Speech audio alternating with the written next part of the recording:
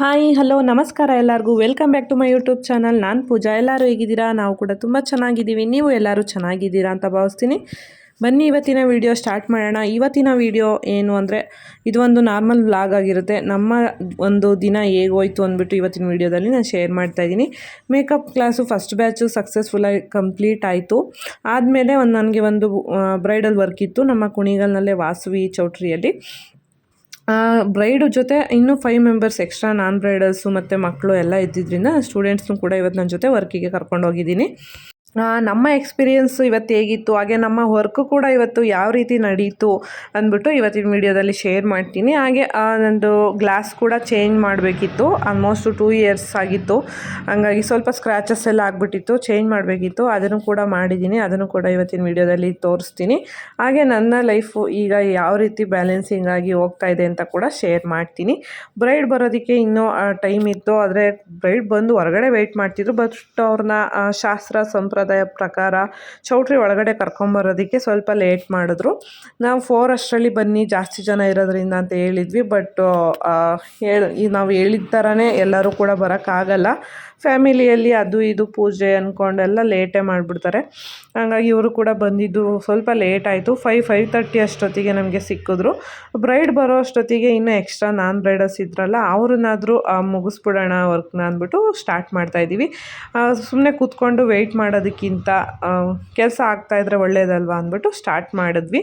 ಒಬ್ಬೊಬ್ಬರು ಒಂದೊಂದು ಕೆಲಸನ ಮಾಡ್ತಾ ಇರೋದ್ರಿಂದ ಸ್ವಲ್ಪ ಬೇಗನೆ ಆಗುತ್ತೆ ಅಂತಲೇ ಹೇಳ್ಬೋದು. ಇಲ್ಲ ನಾನು ಒಬ್ಬಳೇ ಇಷ್ಟು ಜನಕ್ಕೆ ಮಾಡಬೇಕು ಅಂದಿದ್ರೆ ತುಂಬಾ ಟೈಮ್ ಹಿಡಿತಿತ್ತು. ಹಾಗೆ ನನಗೂ ಕೂಡ ತುಂಬಾ ಟಯರ್ಡ್ ಆಗ್ತಿತ್ತು. ಈಗ ನನ್ನ ಸ್ಟೂಡೆಂಟ್ಸ್ ನನ್ನ ಜೊತೆಲಿ ಇರೋದ್ರಿಂದ ನನ್ನ ಕೆಲಸನೂ ಕೂಡ ಈಸಿಯಾಗಿ ನಡೀತಾ ಇದೆ ಅಂತಲೇ ಹೇಳ್ಬೋದು. ನಾವು ನಮ್ಮ ವರ್ಕಿಗೆಲ್ಲ ಹೋಗಬೇಕಾದ್ರೆ ತುಂಬಾ ಜೋಶಲ್ಲಿ ಹೋಗಿರ್ತೀವಿ. ಹಾಗೆ ಸ್ಟಾರ್ಟಿಂಗಲ್ಲೂ ಅಷ್ಟೇ, ಕೆಲಸನ ಸ್ಟಾರ್ಟ್ ಮಾಡುವಾಗ ತುಂಬಾ ಜೋಶಲ್ಲಿ ಇರ್ತೀವಿ. ಬಟ್ ಸ್ವಲ್ಪ ಟೈಮ್ ಆಗ್ತಾ ಅಂದರೆ 1 ಅವರ್ 2 ಅವರ್ಸ್ ಆಗ್ತಾ ಎಲ್ಲರ ಮುಖದಲ್ಲೂ ಸ್ವೆಟ್ ಸ್ಟಾರ್ಟ್ ಆಗುತ್ತೆ. ಯಾಕೆ ಅಂದರೆ ಅಲ್ಲಿ ಜಾಸ್ತಿ ಜನ ಎಲ್ಲ ಒಂದೇ ರೂಮಲ್ಲಿ ಸೇರ್ಕೊಳ್ಳೋದ್ರಿಂದ ಅದರಿಂದನೂ ಕೂಡ ಸ್ವೆಟ್ ಆಗುತ್ತೆ. ಹಾಗೆ ಎಲ್ಲ ಕಡೆನೂ ಗಾಳಿ ಬೆಳಕು ಚೆನ್ನಾಗಿ ಇರೋ ಥರನೂ ಸಿಗಲ್ಲ. ಹಾಗಾಗಿ ನಮಗೂ ಕೂಡ ಟೆನ್ಷನ್ ಆಗ್ತಾ ಇರುತ್ತಲ್ಲ, ಕೆಲಸ ಎಲ್ಲ ಬೇಗ ಮುಗಿಸ್ಬೇಕು ಅಂದ್ಬಿಟ್ಟು. ಹಾಗಾಗಿ ಸ್ವಲ್ಪ ಎಲ್ಲರ ಮುಖನೂ ಕೂಡ ಬಾಡಿ ಹೋಗುತ್ತೆ ಆಚೆ ಬರೋ ಅಷ್ಟೊತ್ತಿಗೆ. ಹಂಗಾಗಿ ಆ ಬ್ರೈಡ್ಗೆ ಮೇಕಪ್ ಎಲ್ಲ ಮಾಡೋವಾಗ ವೀಡಿಯೋ ತೆಗೆಯೋ ಅಷ್ಟೊಂದು ಪೇಷನ್ಸ್ ಯಾರಿಗೂ ಇರಲಿಲ್ಲ. ಬೇಗ ವರ್ಕ್ನ ಮುಗಿಸಿದ್ರೆ ಸಾಕಾಗಿತ್ತು. ನಾನ್ ಬ್ರೈಡಲ್ಸ್ ಆದರೆ ಸ್ವಲ್ಪ ಟೈಮ್ ಹೆಚ್ಚು ಕಡಿಮೆ ಆದರೂ ನಡೆಯುತ್ತೆ. ಬಟ್ ಬ್ರೈಡ್ ಅಂದಮೇಲೆ ಅವನ್ನ ರಿಸೆಪ್ಷನ್ನಿಗೆ ಕರೆಕ್ಟ್ ಟೈಮಿಗೆ ಹೊರಗಡೆ ಕಳಿಸ್ಲಿಲ್ಲ ಅಂದರೆ ಮನೆಯವರೆಲ್ಲ ಬಂದು ಗಲಾಟೆ ಮಾಡೋಕ್ಕೆ ಸ್ಟಾರ್ಟ್ ಮಾಡ್ತಾರೆ. ತುಂಬ ಸಲ ಎಕ್ಸ್ಪೀರಿಯೆನ್ಸ್ ಆಗಿದೆ. ಹಂಗಾಗಿ ನಾವು ಎಷ್ಟೇ ಬೇಗ ಹೋಗಿದ್ರು ಅವರು ಆನ್ ಟೈಮಿಗೆ ಬರೋಲ್ಲ. ಹಾಗಾಗಿ ಆ ಲಾಸ್ಟ್ ಮೂಮೆಂಟಲ್ಲಿ ಅರ್ಜೆಂಟ್ ಮಾಡ್ತಾರೆ. ಪಾಪ ಇವ್ರದ್ದೇನು ಇವತ್ತು ಆ ಥರ ಆಗಲಿಲ್ಲ. ಯಾಕೆಂದರೆ ಸ್ಟೂಡೆಂಟ್ಸ್ ಕೂಡ ಜೊತೆಯಲ್ಲಿದ್ರಲ್ಲ, ಒಬ್ಬರು ಹೇರ್ ಸ್ಟೈಲು, ಒಬ್ಬರು ಮೇಕಪ್, ಒಬ್ಬರು ಸ್ಯಾರಿ, ಆ ಥರ ಎಲ್ಲರೂ ಕೂಡ ಶೇರ್ ಮಾಡಿಕೊಂಡು ವರ್ಕ್ನ ಮಾಡ್ತಿದ್ದರಿಂದ ಬೇಗನೆ ಮುಗೀತು ಅಂತಲೇ ಹೇಳ್ಬೋದು. ನಾವು ಸ್ಟಾರ್ಟ್ ಮಾಡಿದಾಗ ಒಂದು 5:30 ಆಗಿತ್ತು. 7:30 8 ಅಷ್ಟರಲ್ಲಿ ನಾವು ಟೋಟಲ್ 6 ಮೆಂಬರ್ಸ್ನೂ ಕೂಡ ಮುಗಿಸಿ ಅಲ್ಲಿಂದ ಹೊರಗಡೆ ಬಂದ್ವಿ. ನೋಡ್ತಿರ್ಬೋದು, ನಾನು ಒಬ್ಬರಿಗೆ ಪರ್ಟಿಕ್ಯುಲರಾಗಿ ಇದನ್ನೇ ಮಾಡಿ ಅಂತ ಏನು ಹೇಳಲ್ಲ. ಜಸ್ಟ್ ಒಬ್ಬೊಬ್ಬರು ಒಂದೊಂದು ಕೆಲಸ. ನೀವೊಬ್ಬರು ಹೇರ್ ಸ್ಟೈಲ್ ಮಾಡಿದ್ರೆ ಇನ್ನೊಬ್ಬರು ಮೇಕಪ್, ಆ ಥರ ಎಲ್ಲರನ್ನೂ ಶೇರ್ ಮಾಡಿಕೊಂಡು ಹೇಳಿದ್ದನ್ನು ತುಂಬಾ ಕ್ಲೀನಾಗಿ ನೀಟಾಗಿ ಕೂಡ ನನ್ನ ಸ್ಟೂಡೆಂಟ್ಸ್ ಇವಾಗ ವರ್ಕೆಲ್ಲ ಮಾಡ್ತಾಯಿದ್ದಾರೆ. ನನಗಂತೂ ತುಂಬಾ ಖುಷಿ ಇದೆ ನನ್ನ ಕೆಲಸದ ಮೇಲೆ. ನನಗೆ ಇದು ಅವಶ್ಯಕತೆ ಇತ್ತು. ಯಾರಾದರೂ ಹೆಲ್ಪಿಗೆ ಬೇಕು ಅಂದರೆ ನಾನು ತುಮಕೂರಿಂದ ಇಲ್ಲ ಬೆಂಗಳೂರಿಂದ ಕರ್ಸ್ಕೋಬೇಕಿತ್ತು. ಆದರೆ ಅವರು ಕೂಡ ಕೆಲವೊಂದು ಟೈಮಲ್ಲೆಲ್ಲ ಬ್ಯುಸಿ ಇರ್ತಿದ್ರು, ಬರೋಕ್ಕಾಗ್ತಿರ್ಲಿಲ್ಲ. ಹಂಗಾಗಿ ಈಗ ನನ್ನ ಸ್ಟೂಡೆಂಟ್ಸ್ ನಾನು ಪ್ರಿಪೇರ್ ಮಾಡಿರೋದು ನನಗೂ ತುಂಬಾ ಹೆಲ್ಪ್ ಆಗ್ತಿದೆ. ಹಾಗೆ ಅವ್ರಿಗೂ ಕೂಡ ತುಂಬಾ ಹೆಲ್ಪ್ ಆಗ್ತಿದೆ ಅಂತ ಹೇಳೋಕ್ಕೆ ನನಗೆ ನಿಜವಾಗ್ಲೂ ತುಂಬಾ ಖುಷಿಯಾಗುತ್ತೆ.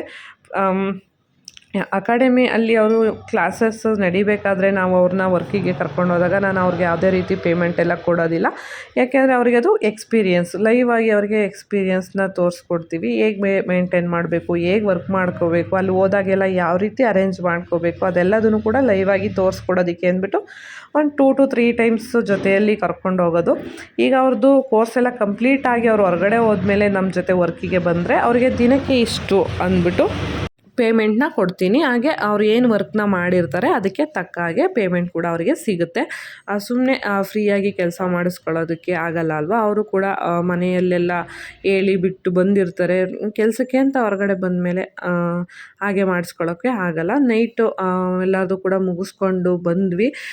ಮನೆಗೆ ಬಂದಮೇಲೆ ಮಾಮೂಲಿ ಊಟ ಮಾಡಿ ಮಲಗೋದು, ಮಕ್ಳಿಗೆಲ್ಲ ಓದಿಸಿ ಆಗಿತ್ತು. ಇದು ನೆಕ್ಸ್ಟ್ ಡೇ ಮಾರ್ನಿಂಗು ಇವ್ರದ್ದು 7:30ಗೆ ಮುಹೂರ್ತ ಇತ್ತು. ಹಂಗಾಗಿ ನಾವೊಂದು 5 5 o'clock ಹೋಗಿದ್ದು ಬೆಳಿಗ್ಗೆ.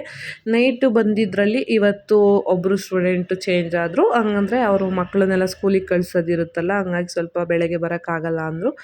ಬೆಳಗ್ಗೆಗೆ ಇನ್ನೊಬ್ಬರು ಕಾವ್ಯ ಅಂದ್ಬಿಟ್ಟು ಇವರು ರಿಪ್ಲೇಸ್ ಆದರು. ನೈಟ್ ಬಂದಿದ್ದರಲ್ಲಿ ಮಾನಸ ಇವಾಗ ಬಂದಿಲ್ಲ. ಚೈತ್ರ ಅನ್ನೋರು ಮಾರ್ನಿಂಗು ಕೂಡ ಬಂದಿದ್ದರು. ಸೇಮ್ ನೈಟ್ ಥರನೇ ಈಗಲೂ ಕೂಡ 6 ಮೆಂಬರ್ಸ್ ಇದ್ದರು. ಬೇಗ ಬೇಗ ಕೆಲಸ ಎಲ್ಲ ನಡೀತಾ ಇದೆ. ಆಲ್ಮೋಸ್ಟ್ ಎಲ್ಲ ರೆಡಿ ಆದಮೇಲೆ ಇವಾಗ ನಾನು ನಿಮಗೆ ತೋರಿಸ್ತಾ ಇದ್ದೀನಿ. ಬ್ರೈಡ್ ಮತ್ತು ಇನ್ನೊಬ್ಬರು ಎಲ್ಲರೂ ಕೂಡ ರಿಲೇಟಿವ್ಸ್ ಎಲ್ಲರೂ ಕೂಡ ಒಟ್ಟಿಗೆ ರೆಡಿ ಆದರು. ಒಂದು 5-10 ನಿಮಿಷ ವೇರಿಯೇಷನಲ್ಲಿ ಎಲ್ಲರೂ ಕೂಡ ರೆಡಿಯಾಗಿ ಹೊರಗಡೆ ಹೋದರು. ಅವ್ರದ್ದು ಶಾಸ್ತ್ರದ ಏನು ಟೈಮ್ ಇರುತ್ತೆ ಆ ಟೈಮಿಗೆ ಕರೆಕ್ಟಾಗಿ ಎಲ್ಲರೂ ಕೂಡ ರೆಡಿ ಆದರು. ಬ್ರೈಡು ಯಾವ ರೀತಿ ಕೇಳಿದ್ರು ಅದೇ ಥರ ಹೇರ್ ಸ್ಟೈಲು, ಮೇಕಪ್ಪು, ಸ್ಯಾರಿ ಎಲ್ಲ ಆಗಿತ್ತು. ನೆಕ್ಸ್ಟ್ ಇವರು ಬಂದು ಕಳ್ಸೋರೋದಕ್ಕೆ ಅಂದ್ಬಿಟ್ಟು ರೆಡಿಯಾಗಿದ್ದರು. ಗಂಡಿನ ತಂಗಿ ಅವರು ಅಷ್ಟೇ ಎಲ್ಲರೂ ನೈಟೆಲ್ಲ ಒಳ್ಳೆ ಕಾಂಪ್ಲಿಮೆಂಟ್ಸ್ ಕೊಟ್ಟರು. ನೀನೇ ಮದುವೆ ಹೆಣ್ಣು ಥರ ಕಾಣಿಸ್ತಿದ್ಯಾ ಅಂತ ಹೇಳಿದ್ರು. ತುಂಬಾ ಖುಷಿ ಆಯಿತು. ಅವ್ರದ್ದು ರೀಸೆಂಟಾಗಿ ಮದುವೆ ಆಗಿತ್ತು, ಬಟ್ ಈಗ ಮತ್ತೆ ರೆಡಿಯಾಗಿದ್ದರಿಂದ ಅದೇ ಥರನೇ ಕಾಣಿಸ್ತಿದ್ಯಾ ಅಂತೆಲ್ಲ ಹೇಳಿದ್ರಂತೆ. ಅಲ್ಲಿಂದ ನಾವು ವರ್ಕೆಲ್ಲ ಮುಗಿಸ್ಕೊಂಡು ಬರೋ ಅಷ್ಟರಲ್ಲಿ ಮನೆಗೆ ಒಂದು 8 o'clock ಆಗಿತ್ತು. 5 to 5:30ಗೆ ಸ್ಟಾರ್ಟ್ ಮಾಡಿದ್ದು, 8ಗೆ ಮುಗಿಸ್ಕೊಂಡು ಮನೆಗೆ ಬಂದೆ. ಮನೆಗೆ ಬರೋ ಅಷ್ಟರಲ್ಲಿ ಮನೆಯವರು ತಿಂಡಿ ಎಲ್ಲ ರೆಡಿ ಮಾಡಿದರು. ಮಕ್ಕಳನ್ನ ಸ್ಕೂಲಿಗೆ ರೆಡಿ ಮಾಡಬೇಕಿತ್ತಲ್ಲ, ಹಂಗಾಗಿ ತಿಂಡಿ ರೆಡಿ ಮಾಡಿಟ್ಬಿಟ್ಟು ಅವರು ಕೆಲ್ಸಕ್ಕೆ ಹೋಗಿದ್ರು. ಅಷ್ಟರಲ್ಲಿ ಮಕ್ಕಳು ಕೂಡ ಸ್ನಾನ ಎಲ್ಲ ಮಾಡಿಕೊಂಡು ಯೂನಿಫಾರ್ಮ್ ಹಾಕ್ಕೊಂಡು ರೆಡಿ ಆಗಿದ್ದರು. ಈಗ ನಾನು ತಿಂಡಿನ ತಿನ್ನೋದಕ್ಕೆ ಅಂದ್ಬಿಟ್ಟು ಹಾಕಿ ಕೊಡ್ತಾಯಿದ್ದೀನಿ. ಇದು ರೆಡ್ ರೈಸಲ್ಲಿ ಮಾಡಿರೋ ಅಂಥ ವಾಂಗಿಬಾತು. ಫಸ್ಟ್ ಟೈಮ್ ಮಾಡಿದ್ದು ವಾಂಗಿಬಾತು. ಬಿರಿಯಾನಿ ಆ ಥರದ್ದೆಲ್ಲ ಮಾಡಿದ್ದಾರೆ ತುಂಬ ಸಲ. ವಾಂಗಿಬಾತು ಮಾಡಿದ್ದು ಇವತ್ತೇ ಫಸ್ಟು. ಆದರೆ ನಿಜವಾಗ್ಲೂ ಹೇಳ್ತೀನಿ, ನನಗಿಂತ ತುಂಬ ಚೆನ್ನಾಗಿ ಮಾಡಿದರು. ನನಗೇ ಖುಷಿಯಾಗೋಯ್ತು. ಹೊಟ್ಟೆ ಬೇರೆ ಚೆನ್ನಾಗಿ ಹಸಿವಾಗಿತ್ತು. ಅಲ್ಲಿಂದ ಬಂದ ತಕ್ಷಣ ಕೆಲಸ ಮಾಡಿ ಬಂದಿದ್ವಲ್ಲ, ಸುಸ್ತಾಗ್ಬಿಟ್ಟಿತ್ತು. ನಾನು ಅಷ್ಟೇ ಬಂದ ತಕ್ಷಣ ಮಕ್ಕಳಿಗೆಲ್ಲ ಹಾಕ್ಕೊಟ್ಟು ಬಾಕ್ಸ್ ಎಲ್ಲ ಪ್ರಿಪೇರ್ ಮಾಡಿ ನಾನು ಕೂಡ ಬಿಸಿ ಬಿಸಿ ತಿಂಡಿನ ತಿಂದ್ಕೊಂಡೆ. ನಿಜವಾಗ್ಲೂ ತುಂಬಾ ಖುಷಿಯಾಯಿತು. ಎಲ್ಲರಿಗೂ ಈ ಅದೃಷ್ಟ ಸಿಗಲ್ಲ ಅಂತ ಅಂದ್ಕೊತೀನಿ. ಯಾಕೆಂದರೆ ನಾನು 5 ಗಂಟೆಗೆ ಹೋಗಿದ್ದರಿಂದ ಅಷ್ಟು ಬೇಗ ಎದ್ದು ಮಾಡೋಕ್ಕೂ ನನಗೂ ಕಷ್ಟ ಆಗ್ತಿತ್ತು. ನಾನು ಮಾಡ್ತೀನಿ, ನೀನು ಹೋಗ್ಬಿಟ್ಟು ಬಾ ಅಂತ ಬಿಟ್ಟು ಬಂದಿದ್ದರು. ಬರೋ ಅಷ್ಟರಲ್ಲಿ ತಿಂಡಿ ಎಲ್ಲ ರೆಡಿಯಾಗಿ ಮಕ್ಕಳು ಕೂಡ ಎಲ್ಲ ರೆಡಿಯಾಗಿದ್ದರು. ನಮ್ಮ ಬ್ಯುಸಿ ಲೈಫಲ್ಲಿ ಅದು ಒಬ್ರಿಗೊಬ್ರು ಈ ಥರ ಒಂದೊಂದು ಚಿಕ್ಕ ಪುಟ್ಟ ಕೆಲಸಗಳಲ್ಲಿ ಎಲ್ಪ್ ಮಾಡಿಕೊಂಡು ಈಗ ಸದ್ಯಕ್ಕೆ ಹೋಗ್ತಾ ಇದೆ ಲೈಫು. ಮಗಳದ್ದು ತಲೆಯೆಲ್ಲ ಬಾಚಿ ರೆಡಿ ಆದಳು. ಹಾಗೆ ಮಗನಿಗೆ ತಿಂಡಿ ತಿನ್ನಿಸೋದೇ ಒಂದು ದೊಡ್ಡ ಕೆಲಸ. ಆಲ್ಮೋಸ್ಟ್ ವ್ಯಾನ್ ಬರೋ ಅಷ್ಟೊತ್ತಿಗೆ ತಿಂಡಿ ತಿನ್ನಿಸಿ ರೆಡಿ ಮಾಡಿ ಅವನ್ನ ಕಳಿಸಿ, ಈಗ ನೆಕ್ಸ್ಟ್ ನಾನು ಮಧ್ಯಾಹ್ನಕ್ಕೆ ಅಡುಗೆ ಏನಾದರೂ ಪ್ರಿಪೇರ್ ಮಾಡಿ ಇಟ್ಬಿಡೋಣ ಅಂದ್ಬಿಟ್ಟು ಮಾಡ್ತಾಯಿದ್ದೀನಿ ಇವಾಗ. ಈ ವಿಡಿಯೋ ಮಾಡಬೇಕಾದ್ರೆ ನಾನು ಇನ್ನೂ ಸೆಕೆಂಡ್ ಬ್ಯಾಚು ಇನ್ನೂ ಸ್ಟಾರ್ಟ್ ಮಾಡಿರಲಿಲ್ಲ. ಒಂದು 2-3 ಡೇಸ್ ಅನಿಸುತ್ತೆ ಬ್ರೇಕ್ನ ತಗೊಂಡಿದ್ದೆ. ಆ ಟೈಮಲ್ಲಿ ಮಾಡಿದಂಥ ವಿಡಿಯೋ ಇದು. ನಾನು ಹೇರ್ ಕಟ್ಗೆ ಹೋಗ್ಬೇಕಾದ್ರೂ ಇದೇ ಡ್ರೆಸ್ಸೇ ಹಾಕಿದ್ದೆ. ಒಂದು ಸಲ ಹಾಕಿ ವಾಶ್ ಮಾಡೋದು ಬೇಡ ಅಂದ್ಬಿಟ್ಟು ಮತ್ತೊಂದು ಸಲ ವರ್ಕಿಗೆ ಹೋಗ್ಬೇಕಾದ್ರೂ ಅದೇ ಡ್ರೆಸ್ನ ಹಾಕಿರೋದು. ಒಂದೇ ದಿನದ ವಿಡಿಯೋ ಅಂತ ಅಂದ್ಕೋಬೇಡಿ. ಹಿಂದಿಂದೇನೆ ಅದೇ ಡ್ರೆಸ್ನ ಹಾಕ್ಕೊಂಡಿರೋದ್ರಿಂದ ಚಿಕ್ಕ ಪುಟ್ಟದನ್ನೆಲ್ಲ ಬೇಗ ಅಬ್ಸರ್ವ್ ಮಾಡ್ತಾರೆ. ಹಂಗಾಗಿ ಅದನ್ನು ಹೇಳ್ತಾ ಇದ್ದೀನಿ ಅಷ್ಟೇ. ಮಧ್ಯಾಹ್ನಕ್ಕೆ ಚಪಾತಿ ಮತ್ತು ಪಲ್ಯ ಏನಾದರೂ ಮಾಡೋಣ ಅಂದ್ಬಿಟ್ಟು ಮಾಡ್ತಾಯಿದ್ದೀನಿ. ಬೆಳಗ್ಗೆ ರೈಸ್ ತಿಂದಿದ್ವಲ್ಲ, ಹಂಗಾಗಿ ಮಧ್ಯಾಹ್ನಕ್ಕೆ ಚಪಾತಿ ಮಾಡೋಣ, ನೈಟಿಗೆ ಏನಾದರೂ ಮುದ್ದೆ ಮಾಡ್ಕೊಳ್ಳೋಣ ಅಂದ್ಬಿಟ್ಟು ಈಗ ನಾನು ಪಡವಲಕಾಯಿ ಬರುತ್ತಲ್ಲ ಅದನ್ನು ಚಿಕ್ಕ ಚಿಕ್ಕದಾಗಿ ಕಟ್ ಮಾಡಿಕೊಂಡು ಸಿಂಪಲ್ಲಾಗಿ ಪಲ್ಯನ ಮಾಡ್ತಾಯಿದ್ದೀನಿ. ಯಾವುದೇ ರೀತಿ ಮಸಾಲೆ ರುಬ್ಬೋದು ಎಲ್ಲ ಏನೂ ಇಲ್ಲ. ಜಸ್ಟು ಒಂದು ಒಗ್ಗರಣೆ ಮಾಡಿಕೊಂಡು ಈರುಳ್ಳಿ, ಕರ್ಬೇವಿನ ಸೊಪ್ಪು, ಕಡಲೆಬೇಳೆ, ಟೊಮೊಟೊ, ಸಾಸಿವೆ ಎಲ್ಲ ಒಗ್ಗರಣೆ ಮಾಡಿಕೊಂಡು ಪಡವಲಕಾಯಿ ಹಾಕಿ ಸಾಂಬಾರು ಪುಡಿನ ಹಾಕ್ತಾಯಿದ್ದೀನಿ. ಹುಳಿ ಸಾಂಬಾರು ಪುಡಿ ಹಾಕ್ಬಿಟ್ಟು ಚೆನ್ನಾಗಿ ಮಿಕ್ಸ್ ಮಾಡಿಕೊಂಡು ಒಂದು ಸ್ವಲ್ಪ ಅದು ಹಸಿ ಸ್ಮೆಲ್ ಹೋಗೋವರೆಗೂ ಚೆನ್ನಾಗಿ ಮಿಕ್ಸ್ ಮಾಡಿಕೊಂಡು ಆಮೇಲೆ ಅದಕ್ಕೆ ಸ್ವಲ್ಪ ತೆಂಗಿನಕಾಯಿ ತುರಿ ಮತ್ತು ನೀರನ್ನು ಹಾಕಿ ಮುಚ್ಚಿ ಒಂದು 2-3 ವಿಷಲ್ ಕೂಗಿಸ್ಕೊಂಡ್ರೆ ತುಂಬಾ ಟೇಸ್ಟಿಯಾಗಿ ಪಲ್ಯ ರೆಡಿ ಆಗುತ್ತೆ. ಇದನ್ನು ನಾವು ಚಪಾತಿಗೂ ಮಾಡ್ಬೋದು, ರೊಟ್ಟಿಗೂ ಮಾಡ್ಬೋದು, ಹಾಗೆ ದೋಸೆಗೂ ಕೂಡ ಮಾಡ್ಕೋಬೋದು. ನಮ್ಮನೇಲಿ ಜಾಸ್ತಿ ನಾವು ಸಾಂಬಾರಂತ ಜಾಸ್ತಿ ಮಾಡೋಕ್ಕೋಗಲ್ಲ. ಆಲ್ಮೋಸ್ಟ್ ಇದೇ ಥರನೇ ಇರುತ್ತೆ. ಪಲ್ಯಗಳು ಮತ್ತು ರೊಟ್ಟಿ, ಚಪಾತಿ ಆ ಥರದ್ದೇ ಜಾಸ್ತಿ ಇರುತ್ತೆ. ನಮ್ಮ ಮನೆಯಲ್ಲಿ ನಾನು ಮತ್ತು ಮನೆಯವರು ಸ್ವಲ್ಪ ಡಯಟ್ನ ಫಾಲೋ ಮಾಡೋದ್ರಿಂದ ಆಲ್ಮೋಸ್ಟ್ ರೈಸ್ ಅಂತ ಬರೀ ಊಟ ಮಾಡಲ್ಲ ಒನ್ ಟೈಮ್ಗೆ. ಈ ಥರ ಪಲ್ಯಗಳೇನಾದರೂ ಜೊತೆಯಲ್ಲಿ ಇದ್ದೇ ಇರುತ್ತೆ. ಹಾಗಾಗಿ ಅನ್ನ, ಸಾಂಬಾರು, ಪಲ್ಯ ಎಲ್ಲದೂ ಮಾಡೋಕ್ಕೆ ಟೈಮ್ ಜಾಸ್ತಿ ಹಿಡಿಯೋದ್ರಿಂದ ಸ್ವಲ್ಪ ಚಪಾತಿ, ರೊಟ್ಟಿಗಳು ಬೇಗ ಆಗುತ್ತೆ. ಅಂದರೆ ಫ್ರಿಡ್ಜಲ್ಲಿ ಇಟ್ಟು ರೆಡಿ ಇರುತ್ತಲ್ಲ, ಯಾವಾಗ ಬೇಕೋ ಅವಾಗ ಹಾಕ್ಕೋಬೋದು ಅಂದ್ಬಿಟ್ಟು ಆ ಥರ ನಾವು ಪ್ರಿಫರ್ ಮಾಡ್ತೀವಿ. ಪಲ್ಯಕ್ಕೆ ಇಟ್ಟಿದ್ದೆ. ಹಾಗೆ ಮಕ್ಕಳು ಸ್ಕೂಲಿಂದ ಬರೋ ಅಷ್ಟೊತ್ತಿಗೆ ಅವ್ರಿಗೇನಾದರೂ ಸ್ನ್ಯಾಕ್ಸ್ ಬೇಕಲ್ವಾ, ಪ್ರತಿದಿನ ಹೊರಗಡೆಯಿಂದನೇ ಏನು ತಂದ್ಕೊಡೋಕ್ಕಾಗಲ್ಲ. ಹಂಗಾಗಿ ಮನೆಯಲ್ಲೇ ಮಾಡೋಣ ಅಂದ್ಬಿಟ್ಟು ನಾನು ರೀಸೆಂಟಾಗಿ ಚಿಕ್ಕಪೇಟೆಗೆ ಹೋದಾಗ ಅಲ್ಲಿ ತಂದಿದ್ದಂಥದ್ದು ಡ್ರ್ಯಾಗನ್ ಫ್ರೂಟ್ ಇತ್ತು. ಅದರಲ್ಲಿ ಮಿಲ್ಕ್ ಶೇಕ್ ಮಾಡೋಣ ಅಂದ್ಬಿಟ್ಟು ಡ್ರೈ ಫ್ರೂಟ್ಸ್ ಎಲ್ಲ ನೆನೆಸಿ ಇಟ್ಟಿದ್ದೆ ಹಿಂದಿನ ದಿನ. ಈಗ ಅದನ್ನು ನಾನು ಮಾಡಿಬಿಟ್ಟು ಫ್ರಿಡ್ಜಲ್ಲಿ ಇಟ್ಟು ಹೋಗ್ತೀನಿ. ಸ್ಕೂಲಿಂದ ಬಂದು ಮಕ್ಕಳು ಅದನ್ನು ಹಾಕ್ಕೊಂಡು ಕುಡಿತಾರೆ. ಈ ಥರ ಹೆಲ್ತಿಯಾಗಿ ಏನಾದರೂ ಕೊಟ್ಟರೆ ಒಳ್ಳೆಯದು. ಅಂದರೆ ಸ್ಕೂಲಿಂದ ಬರೋ ಅಷ್ಟರಲ್ಲಿ ಅವ್ರಿಗೂ ಕೂಡ ಹಶ್ವಾಗಿರುತ್ತೆ. ಮಧ್ಯಾಹ್ನ 1-1:30 ಊಟ ಮಾಡಿರ್ತಾರೆ. ಸ್ಕೂಲಿಂದ ಬರೋದು 4:35 ಆಗುತ್ತೆ. ಅಷ್ಟೊತ್ತಿಗೆ ಹಶ್ವಾಗಿರುತ್ತೆ. ಬಂದ ತಕ್ಷಣ ಈ ಥರ ಏನಾದರೂ ಹೆಲ್ತಿಯಾಗಿರೋದನ್ನು ಕೊಟ್ಟರೆ ಒಳ್ಳೆಯದು, ಮನೆಯಲ್ಲೇ ಮಾಡಿರೋದು ಹೊರಗಡೆಗಿಂತ ಅಂದ್ಬಿಟ್ಟು ನಾವು ಪ್ರಿಫರ್ ಮಾಡ್ತೀವಿ. ಇವತ್ತು ಇದು ಡ್ರ್ಯಾಗನ್ ಫ್ರೂಟ್ದು ಮಿಲ್ಕ್ ಶೇಕು ಮತ್ತು ನನ್ನ ಮಕ್ಕಳಿಗೆ ಇದು ಫ್ರೆಂಚ್ ಫ್ರೈಸ್ ಅಂದರೆ ತುಂಬಾ ಇಷ್ಟ. ಹೊರಗಡೆ ತರೋದಕ್ಕೆ ಹೋದರೆ ಒಂದು 20 ಪೀಸ್ ಏನೋ ಇರುತ್ತೆ, ಅಷ್ಟಕ್ಕೇ 50-60 ರುಪೀಸ್ ಹೇಳ್ತಾರೆ. ನಾವೊಂದು 40 ರೂಪಾಯಿ ಕೊಟ್ಟು ಅರ್ಧ ಕೆ ಜಿನೋ 1 ಕೆ ಜಿ ಒಂದೊಂದು ಸಲ ಪ್ರೈಸ್ ಚೇಂಜ್ ಆಗ್ತಿರುತ್ತೆ. ಅಷ್ಟು ಆಲೂಗಡ್ಡೆ ತಂದರೆ ಮನೆಯವರೆಲ್ಲರೂ ಕೂಡ ತಿನ್ಬೋದು. ಹಾಗೆ 2-3 ಸಲ ಕೂಡ ಮಾಡ್ಕೋಬೋದು. ಹಾಗೆ ಹೆಲ್ತಿಯಾಗಿ ಕೂಡ ಇರುತ್ತೆ. ನಾವು ಕುಕ್ಕಿಂಗಿಗೆ ಎಲ್ಲದಕ್ಕೂ ಕೂಡ ಕೊಬ್ಬರಿ ಎಣ್ಣೆನ ಯೂಸ್ ಮಾಡೋದ್ರಿಂದ ಮನೇಲಿ ಮಾಡಿರೋ ಎಣ್ಣೆ ತಿಂಡಿನ ತಿನ್ನೋಕ್ಕೆ ನಮಗೇನು ಭಯ ಇಲ್ಲ ಅಂತಲೇ ಹೇಳ್ಬೋದು. ಹಾಗಾಗಿ ಮಾಡೋಣ ಅಂದ್ಬಿಟ್ಟು ಆಲೂಗಡ್ಡೆನೂ ಕೂಡ ಎಲ್ಲ ಕಟ್ ಮಾಡಿ ಇಟ್ಕೊತಾ ಇದ್ದೀನಿ.